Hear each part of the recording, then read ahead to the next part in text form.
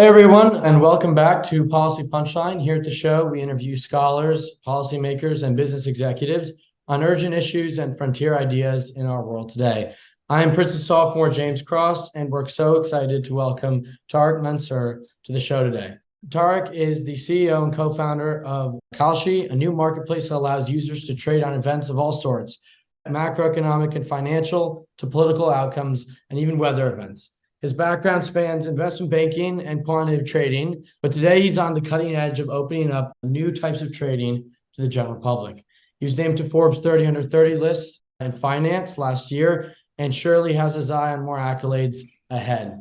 Tarek, welcome to the show. So I read a little bit about how you were inspired to start Kalshi, working on equity exotics over at Goldman. Could you tell our listeners a little bit about what inspired you to start this new marketplace? Yeah, great, and thanks for having me, James. This is going to be really fun. So, I think I was at Goldman in 2016. I was doing a co-op or internship. I was pretty young back then, but it was interesting. I worked on this equity exotics task, and one thing that was sort of like intriguing at the time is like a lot of the flow that came in through the desk was essentially people or businesses, but not business, but like people, institutions, high net worth individuals, family funds, you name it. They're looking to kind of get exposure to Brexit or hedging exposure against Brexit. And the same thing with sort of the election, the US elections. And I think the thing that kind of was triggering in me is like, okay, so what we're doing is we're taking a bunch of traditional assets, bundling them into one thing to get that sort of exposure that binary exposure that they're looking for. And then put them together and then like basically charge a kind of pretty heavy premium on these funds. It was interesting. It's like, okay, the problem with this, like, one, it was expensive. Two, it was like proxy. It wasn't exactly the thing that they were looking for. And so it was clear, like it showed that there's like kind of a clear demand for events, like trading directly on the event, an instrument where the underlying is the event itself. And so the more we thought about it, the more we realized like, okay, like this is a very natural idea because, most people usually like they forecast events. They have differing opinions about what the future holds, whether it could be like whether the Fed, which is very relevant now, the Fed was going to raise interest rates, whether inflation be, what the financial markets are going to do, but to a lot of other things like COVID, climate, weather, politics, etc. So this is where the genesis of the idea came from, which is, how about we build a general purpose exchange where you can basically trade on any events. The more we thought about it, the more kind of we got obsessed about the idea, and we started right out of school, and then we had a whole regulatory journey ahead of us. But yeah, I'll stop there. But yeah, this is sort of the genesis story. From your understanding at Kalshi of your user base, who are the traders on Kalshi? Are we now looking at high net worth individuals, institutional investors, people who were originally looking for those derivatives? Yeah, I think it's interesting. Like when you think about exchanges, like, one example, think about the New York Stock Exchange or CME if for some of the people that are looking into non-equities type products. But exchanges, like at the end of the day, the end user is anyone, right? It could be like a retail trader on Robinhood that's buying a stock, but it could also be like a massive, mutual fund that's basically getting exposed to the stock or a basket of stocks. And so if you think about it this way, like at the end of the day, we're basically building a new asset class, and not basically like necessarily like building something that's specific to any customer. It's like an asset class in a category that basically can serve a variety of different use cases over time. And so, the asset class is events, and it's like the idea of basically getting exposed to things that are relevant economically and socially in a bunch of places. Now, obviously, like everything, you basically need to start narrow, and you start with basically specific use cases to find the bridge, and then after that, you basically expand from those use cases and you grow from there. We at least for now, we have seen demand from a variety of these use cases, from small individual investors or traders all the way to basically big hedge funds and large institutions. But we're starting right now with individual traders that basically like, are generally easier to sell to. You can start with them faster. You can test and iterate a variety of different things. And then you basically start going upscale from there. And that's sort of been our strategy. Now these individual traders, usually they tend to be day traders. They tend to have interest in macro. They tend to think about the world and where it's going to go. And they have opinions about a variety of different things. And now there's like a very clean mechanism for them to basically exercise those opinions. Yeah, and I think part of the magic of Kalshi is that you're in the business of creating new asset classes. Every time you add a new market, you're essentially creating a new asset class. How do you generate ideas, and what's sort of the process for deciding when you need to add a new market and essentially generate an asset class that has never existed before? Sure. Yeah. I think that's a good question. So we create markets from, I would say, two sources. One, like it's like we ingest a bunch of kind of sources that tell us like what is trending, what's top of people's mind, what are people stressed about, what do people want to hedge, or what do people want to get exposure to. So what are the things that are sort of top of people's minds, and every week, every month, and we use those to basically generate events. And the second thing is it's like we have a set of ways that basically our members basically tell us about, like, okay, these are the events that we want to trade on, and they go through a stack to basically get listed. And so I would say it's 50-50 between the two. And it's interesting because, it's a little bit of this dynamic listing model, right? Like the New York Stock Exchange doesn't list new stocks on that much of a frequent basis. Like there's a big thing, there's IPO, etc.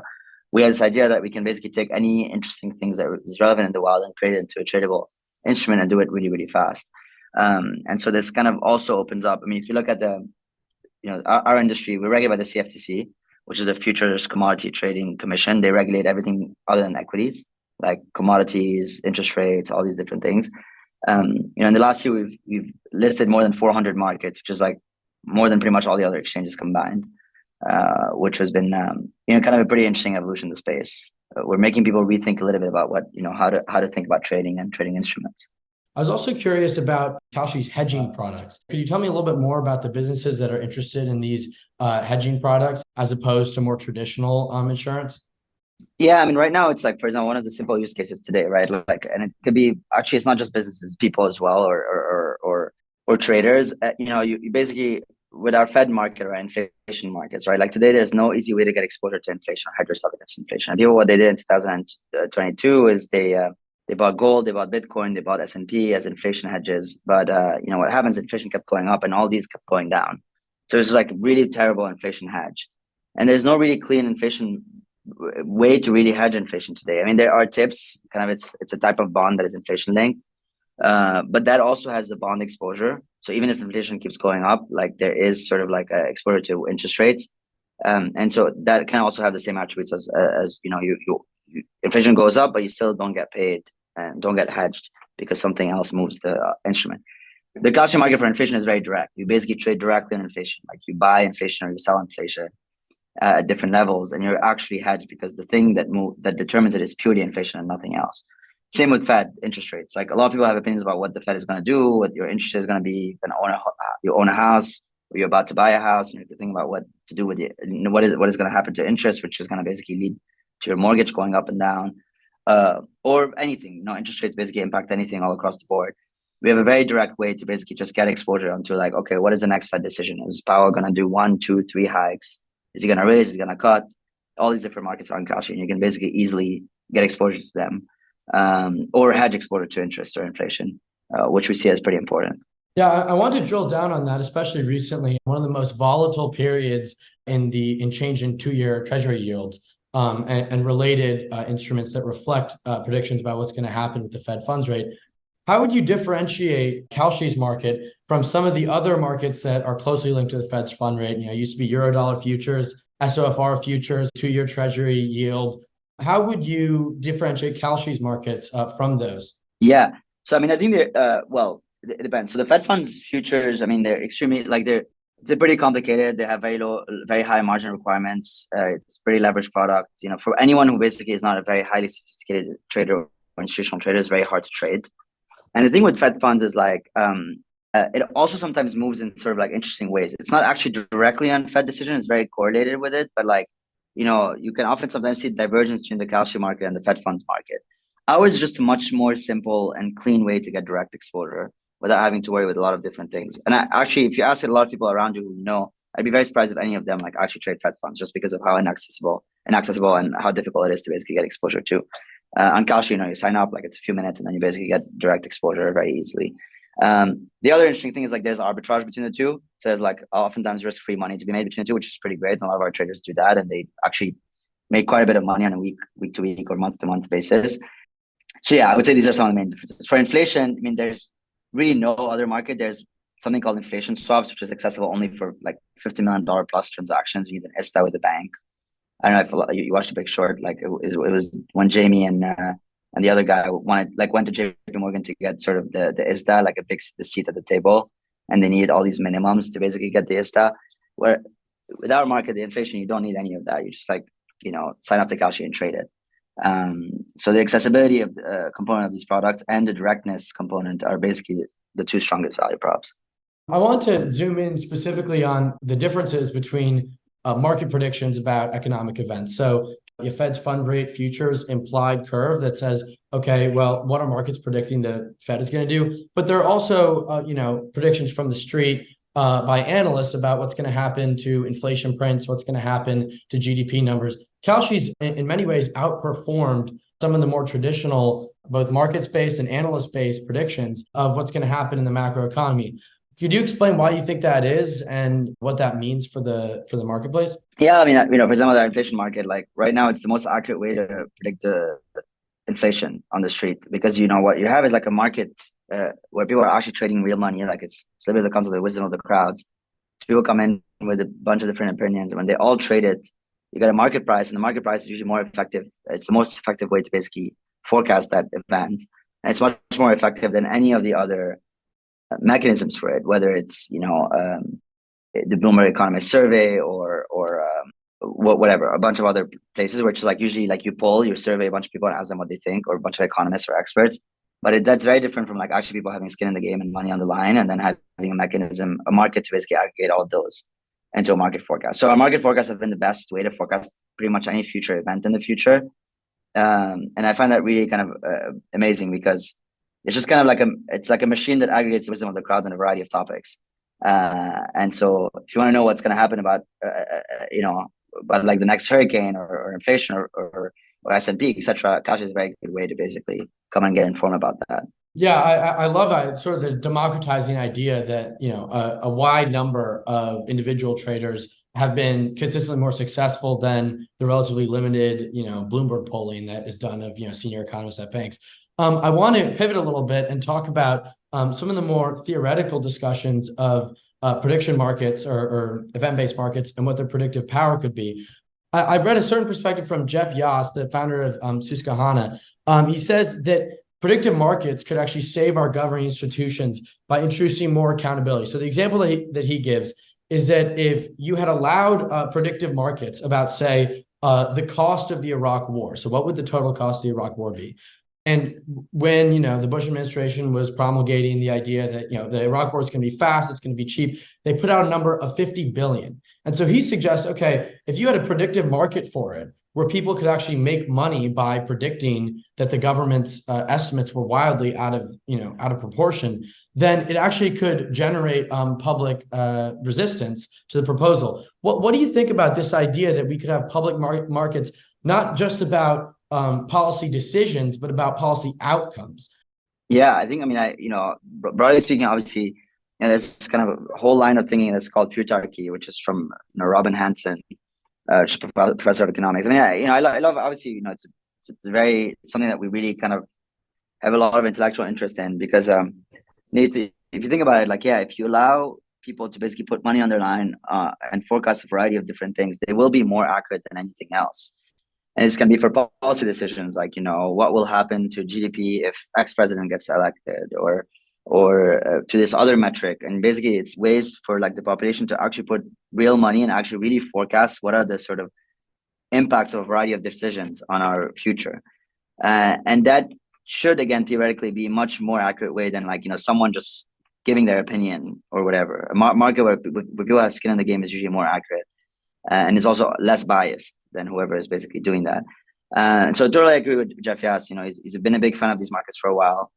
SIG submitted for our election filing with the regulator that's still sort of outstanding to list election markets. SIG submitted a letter amongst a variety of other people, and a lot of people really kind of believe in the power of these markets, that if you allow a market to forecast the impact of a variety of decisions on the future, we're just going to get a lot smarter. And oftentimes stop making bad decisions. And it could be also at government level, it could be at the corporate level. Robin Hanson talks a lot about corporate level, which is like, talk about like, oh, when do we think this product is going to launch, or how successful do you think this product is going to be, and a variety of different things like that. And so, I think that, a world where we have that is, I think, a world that can be pretty, that can bring a lot of advancement in our decision-making ability, which I think is a very powerful premise. Yeah, I was. You beat me to discussing Robin Hanson and the futarchy idea more generally. I saw a recent white paper from sort of inspired by Robin Hanson that discussed. Well, let's look at futarchy in the context of the pandemic and the ways in which, if we had sort of responded to wisdom of crowds, we may have had a little more insight than a relatively select number of bureaucrats making the decisions in a very fast-paced way without sort of gauging what the public response was going to be. I want to know about your thoughts on the feasibility of this. I mean, and maybe this is a long-term issue, A, and B, a regulatory issue. But, what do you think about introducing some of those markets? Like, let's say, instead of saying, what will GDP be? If this bill Yeah. passes, what will GDP be? So, I mean, I think it's interesting because we're still kind of thinking through the sort of settlement mechanisms of like when the conditional doesn't happen. And there's like a number of regulatory kind of like constraints that we basically are battling towards. But before that, I mean, I would say this is a secondary factor. The primary factor is like you build liquidity in the primary products and then you start building liquidity in the derivatives of the product. And so that's why we focus first on the primary, is really kind of building a pretty deep liquid market, high volume, high activity, etc. And then we start branching out into a kind of variance of it with the conditionals, all these different interesting things. The thing I always say about these markets, like the most important thing is finding the trading use case first, because the traders are not going to come to trade for the forecast, right? The traders are trading for other reasons. The consumer of the forecast could be a trader, but that's not why the trader is trading. The consumer of the forecast is an observer of the market.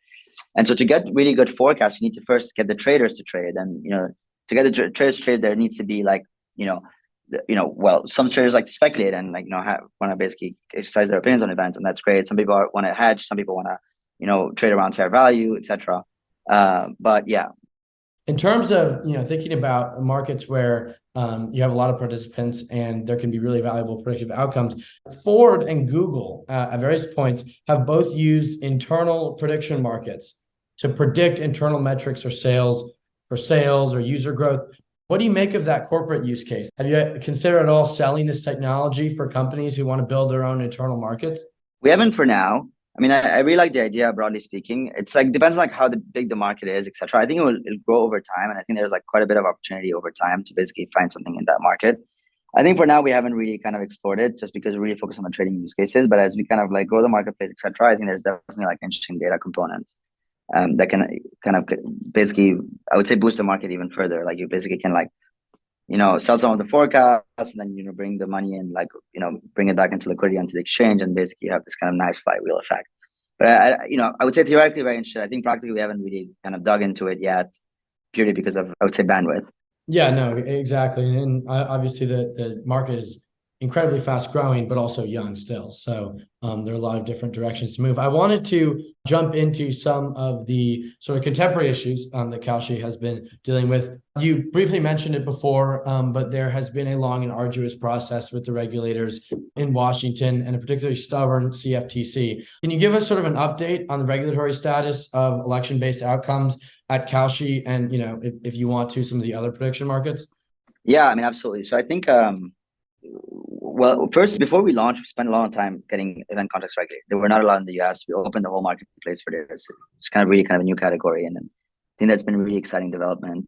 And in some ways, we really feel like companies like these, it takes time. It takes a long time because you're redefining a new category. And and it's a very heavily regulated space. We need to get like the regulator buying, etc. So that's kind of the start. Right now, we have this sort of like election market. We want to list election markets. That's been a big kind of focus for us. And we have I would say like we've worked for like a year and a half now with the CFTC to basically make that a reality. And there's a lot of resistance in DC. Well, not necessarily. I would say there's resistance in DC. There's like kind of like, it's kind of a little bit one of those taboo subjects where superficially it feels like, hey, is this threatening democracy, etc. But if you dig into the weeds, I actually realize this is one of the best things that could happen to the country or any country. Because if you basically get a proper mechanism for forecasting the elections, instead of these polls that are biased, they're like, tampered with in a variety of different ways to make people believe one. Like every time you look at polls from different news channels, one of them is telling you that X candidate is winning, the other one is telling you that the other candidate is winning. Like a mechanism for truth where people are putting money behind the line. People are not lying because when you put your money, you're a lot more truthful about your opinions and your predictions. And you aggregate the wisdom of the crowds, you get a market that is kind of more efficiently forecast these events. And then this is kind of the forecasting power. Obviously, there's also hedging powers, which is like the amount at stake for businesses and individuals that lies in every election is huge. It's huge. Like there's businesses that are founded and shut down based on like who's in the administration because of the shift in policy and shift in rules and a variety of different things in the country. And so, these markets, I believe, like, are an incredible opportunity. I think they need to exist. And, it's kind of in my opinion, a matter of time till sort of the regulator gets like used to the idea of doing it. And I would say we've had one of the, most formidable like DC campaigns for any federal regulator to make it happen. And there's like people like, economists and big companies and large, commodity companies, large banks, traders, and a variety of other like market makers, etc., that basically contributed and were part of this push with us to get it through. So we're still basically pushing. I think it's taking longer than we'd expect, but in those businesses, what I say is like, building a company is always hard. There's always like difficulties. For us, it's regulatory, and it's a both blessing and a curse. It's a curse because everything goes slower and you have to fight for every inch of progress. It's a blessing because you get regulatory moats, and regulatory moats is usually some of the strongest form of moats and defensibility for a business. And I think we have appetite for the regulatory unlocks because we have strong conviction where we're going in the future. So yeah, we're still looking forward for election contracts.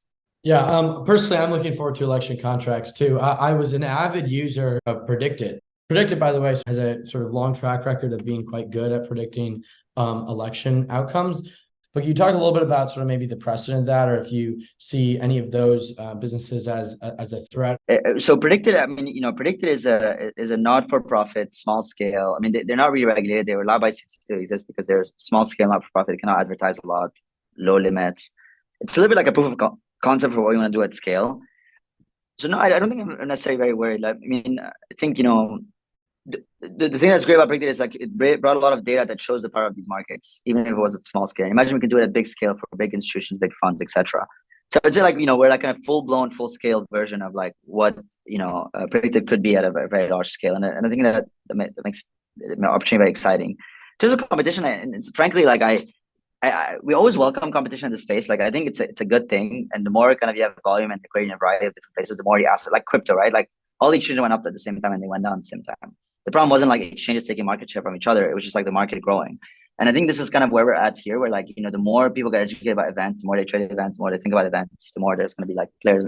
Hopefully there's going to be players in the space and competition, the more the pricing is efficient, and the more it basically becomes a big thing. So, I would definitely hope that more people come and get regulated and, basically compete. Because competition is good. Like it makes a market better, an industry better.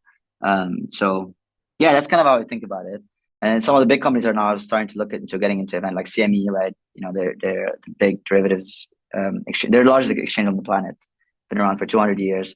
Tried to do events a lot and now that we've unlocked them, they're basically following our footsteps, and it's been great to see, right? And we're moving much faster than them and out executing them on events at least.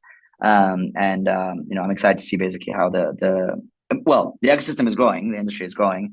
I'm excited to see how many new players are going to come into the space. Yeah, I mean, I hadn't heard that CME was trying to get into the events-based space, but like you're saying, that, I mean, I'm sure that would sort of massively expand the market. I was curious about just in terms of the regulatory issues in DC. One of the concerns with opening up political outcomes, or at least election outcomes events, is that it could create misguided incentives where either political actors with inside information or voters are going to no longer be interested in voting for a candidate that they care about. It's going to turn our elections into this form of gambling. I read a story at some point in researching this. It was about there was a while ago an unregulated online platform for betting on who was going to win the Survivor TV show, and it was a thriving platform until the members of the Survivor crew figured out that this existed, and then it was promptly wiped out. So there's sort of some of these concerns about corrupt agents, trying to influence outcomes in various ways. If you have a bunch of money and you make a large investment, on an unknown candidate in a primary, and then you spend, some money advertising for them, you win the race, you have a 90% return in 6 months on that bet. How would you respond to those sorts of concerns that, at least some regulators might have? Yeah, I mean, I think that makes a lot of sense. I mean, this is the whole point of like a regulated exchange, right? Like, with stocks, right? Like people can do insider trading and cheat in a variety of different ways, and that's why the New York Stock Exchange has a bunch of heuristics. They have systems that like flag for weird trading patterns and weird behaviors, and like they have a whole investigation department, and then they refer. Oftentimes you hear like Goldman trader charged for insider trading, and he's basically being criminally prosecuted by the SEC. So it's the same thing here. we have like a bunch of rules and around market manipulation, insider trading, etc. And we monitor them. We build our own systems, pretty sophisticated data science, a little bit of ML, where we basically ingest a bunch of trading data from an exchange and run run a bunch of like pattern recognition around like weird trading patterns, suspicious patterns, etc. And then our investigation department investigates those, and like whenever there's something weird, like can get escalated all the way to the CFTC for prosecution. So that's the whole point of benefits of regulation. Like they are regulated, and like it is actually a federal crime to basically do these types of things. And you have a bunch of heuristics to basically flag it and prevent some of these types of things from happening. And so the thing I'd say is like it's not unlike traditional markets. All markets can be manipulated. It's all about like the punishments, the guardrails, the restrictions, the way you're monitoring it, etc. That makes it basically safe and fair. Yeah, and launching off that point about keeping a safe and fair marketplace. Over the past 3 weeks, everyone who's even tangentially involved in finance has been sort of roiled by the Silicon Valley Bank and then the ensuing financial turmoil across global markets. What do you think, in light of the Silicon Valley Bank crisis, is there any impact on Kalshi's role as a steward of people's money? And have you guys seen any sort of exits or deposit flight, in sort of this time of uncertainty? So the money is held at a CFTC regulated clearinghouse in a custody account that's called segregated member account. And there's like a lot of legals and a bunch of different details that go into that. But the point is like, it's a very safe account because it's called member property. So it's like, even if like everything goes bankrupt, this is still the accounts for customers. And it's what you've seen in crypto, where most exchanges actually don't have member property account. They like they put your funds with their operational funds and everything is all at the same time commingle, and it becomes a mess. And then oftentimes like they basically end up doing a lot of different things, so bad things with the money. So the CFTC has very strict rules, and it all goes back to the benefit of regulation. Like the whole point of regulation is like no one cares about it until it matters, right? It's a little bit like no one cares about hurricane insurance until like a hurricane hits, and everyone's like, do I have hurricane insurance? And if you don't, you're completely screwed, right? And so like this is the same thing here, where like it was in those times where people like they come to you and it's like, oh, where's my money? And they feel better that like, when you go to a crypto exchange, where's my money? Then no one answers. Here, where's my money is like, you get an answer within a few seconds, and it's like, okay, it's just sitting in a custody account in a CFTC regulated exchange, a CFTC regulated clearinghouse with oversight from the CFTC, daily controls, daily accounting. You can withdraw anytime, you can deposit anytime, etc. And that creates a lot of trust in the system, right? This is the whole point of like, if you and I basically build a site where you can basically bet on stocks that is unregulated. I mean, sure, maybe some people use it. If it gets to any critical scale, it gets shut down. But I don't think it'll get to critical scale because people won't trust it the same way they trust the New York Stock Exchange. When it comes to people's money, like regulation is, I see it as like, it's kind of a must. It's not one of those things where you're just like, oh, we can do it later. It's not Uber where, like, okay, you do Uber and then you figure out how to battle the regulators. Here, it's very different. Like when things go wrong, they go very wrong. You lose people's money and that's bad. So actually on the day of SVB, so when SVB happened on Friday, on Monday, we had actually one of our highest deposit and volume days. So we had much more deposits than withdrawals. I mean, some people withdrew and they came back a few days later, and I totally understand that.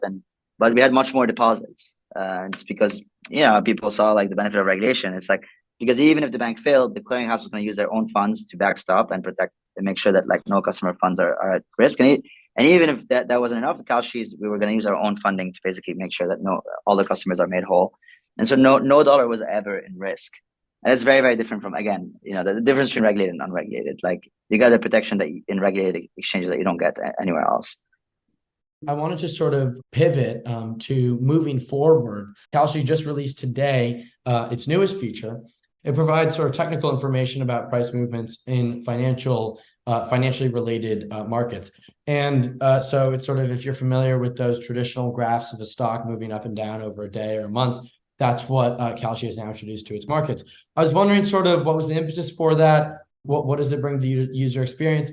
Yeah, I mean, I think, we are always kind of trying to like improve the interface. And in building trading tools is actually like kind of complicated, more than I thought. I mean, it sounds easy, but like, when you ask, like a lot of brokers don't have the basic stuff. It's because, it's actually like, you need to get the data piping right. You need to like get the charting right. And if you make mistakes in the numbers, it's actually pretty bad because people are making trading decisions based on those numbers. And so, we're bringing a lot of different things. And like, earlier this year, we launched the API V2, which is our developer suite. So now we have like one of our fastest growing segments is quant traders. People that are interested in quantitative, like quant trading, systematic trading. It's like the easiest way to do it on Kalshi. And there's actual edge. if you do try to do quant trading on stocks or options or whatever right now, traditional markets, you're competing against Citadel. Like you're not going to win. But here you're not. You're actually, it's like a very kind of level playing field, and there's a lot of interesting opportunities of arbitrage between Kalshi markets or between Kalshi and other traditional markets. And people are making, I mean, we have our first trader that hit $1 million of trading volume a month, and just one trader in March.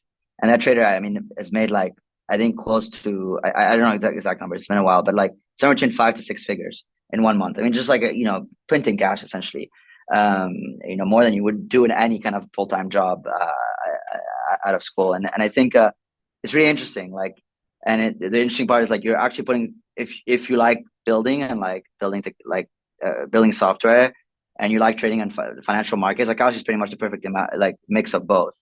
And you're doing a little bit of math, a little bit of stats, a little bit of modeling, a little bit of algorithm development, and learning at the same time.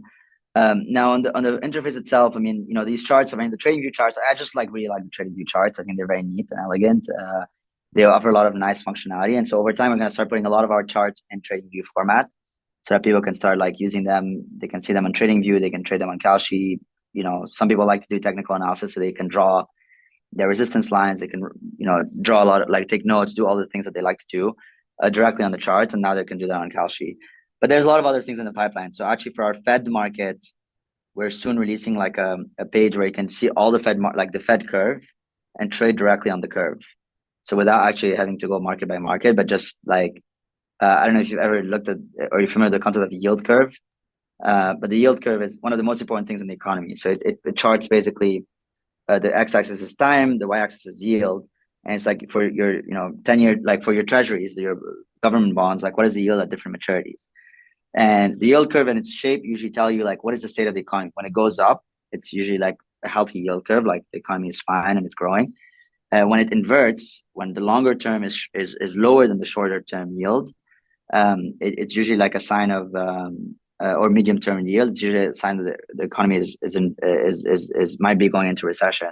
And there's a lot of other things that you can get from a yield curve, but it's going to be interesting to allow people to basically trade on the curve directly over time, and like whether they think the Fed is going to be more hawkish or more aggressive in raising rates than the market thinks, or less more dovish or less aggressive in raising rates, or maybe even cutting rates more. They might even cut rates than the market thinks.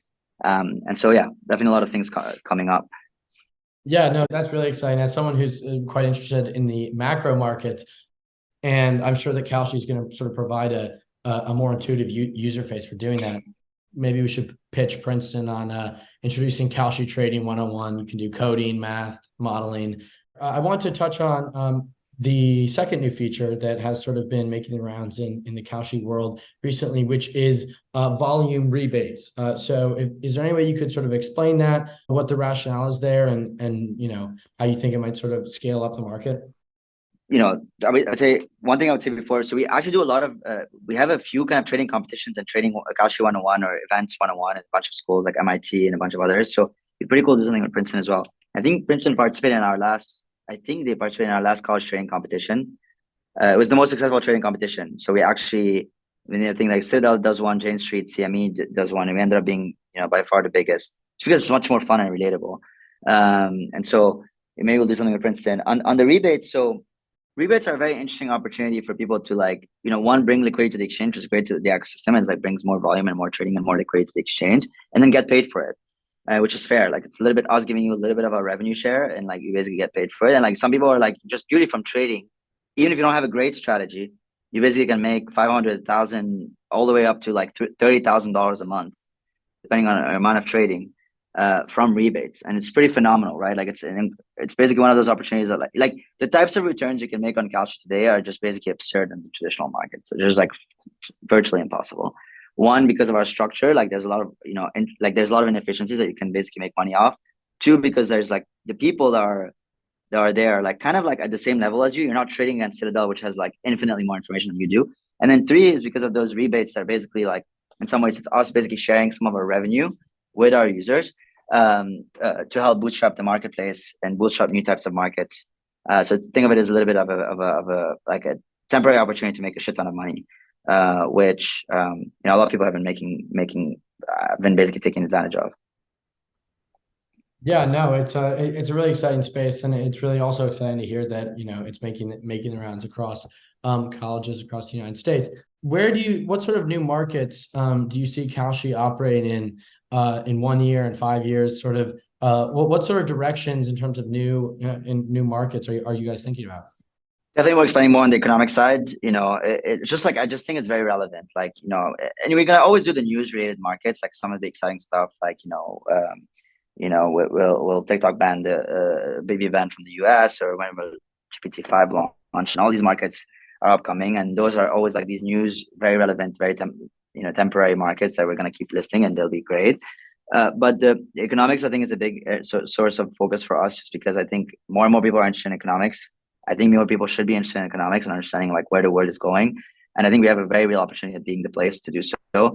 I think we have a lot of financial markets that people like to do, like just trading on S&P and Nasdaq and gold and silver and kind of some of the traditional stuff, which we're also still pushing. We are also going to do more politics and weather. So think of it as like pretty much broadly the same as everything, but with a little bit of focus and flavor on the economic front. Yeah, no, that makes a lot of sense. I want to sort of do sort of a long-term question. Where do you see the platform in 5 or even 10 or 15 years? Yeah, I mean, I think the way I think about it is like it looks like the New York Stock Exchange, but for asset class that is event contracts. And so basically, like people can come and sign into Fidelity or the Kalshi app and trade events the way they trade stock options and a variety of other things. They can come and trade via their institutional hedge funds or quant traders via the API. And if long term, basically any business or institution that or individual that wants to hedge a variety of risks, basically the events is the place to be. So I just think really building the ecosystem, the end-to-end ecosystem for events, is basically where we're going to be in 10 years. And I think we have a very real claim to doing that, like basically defining the category and owning it. And so a lot of work to do, a lot of challenges ahead of us, but it's been a great few years so far, and I think the future looks pretty exciting for events. Yeah, and just as one final question, we like to ask all of our guests here, if you had to give us one punchline, especially for our listeners who tend to be students, many of whom are very interested in financial markets, in global macroeconomic events, and also in the world of entrepreneurship. What's something that you would say is one punchline that we might be able to take away as we look forward? I mean, the thing I always used to say is like, I would say don't listen to authority figures. And by that, I don't mean like just kind of ignore them, but don't basically outsource your thinking to authority figures. And it goes to like really kind of always think about from first principles. And the example that Luan and I went to is, when we start every single big lawyer and regulator and big politician and big everything, it's like, oh, this has been tried, it's been decades, it's not going to happen. It's not going to get regulated. And we kept on asking why. And we just didn't have like a clean answer to why. Like, if we went back to first principle, there wasn't like, they'd say, okay, there's all these problems at this point. It's like, oh, wait, maybe we can solve them. And we did solve them. And I think generally speaking, like let your curiosity go amok. Like most industry experts, etc., are generally going to be restricting in many ways. And I think that's okay. I think always hearing that perspective is a good thing. But I would say, really trusting your gut and first principles more than authority figures has generally always basically yielded good results. And I would say that's what I would leave you with.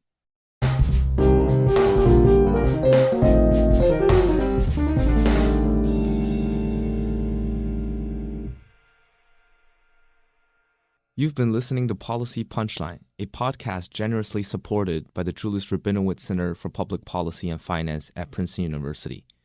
We would also like to encourage you to follow other podcasts produced by Princeton University, such as Politics and Polls by the Woodrow Wilson School of Public and International Affairs. Policy Punchline is intended to be informational only and does not reflect nor represent the views of Princeton University or the Julius Rabinowitz Center for Public Policy and Finance. For more information on subscription, donation, volunteering, or contact, please visit policypunchline.com. Thank you again for listening.